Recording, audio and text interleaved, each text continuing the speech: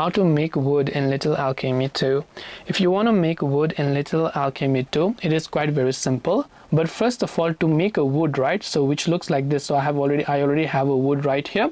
So basically, to make a wood, you need tree. So now the process to make a tree is simple, but it is quite a long process. You will start with the 4 basic elements, right? But I have already made a dedicated tutorial to make a tree. The link will be in the description box below. So first of all, watch that.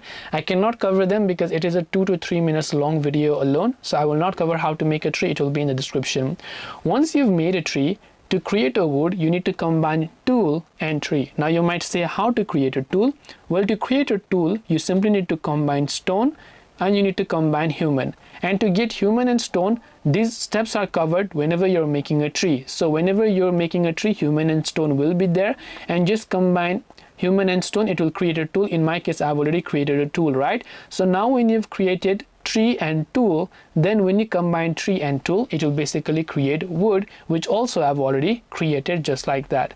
So I hope this video pretty much explained to you. If you have any further questions, feel free to leave them down. Thank you for watching and see you soon in the next video.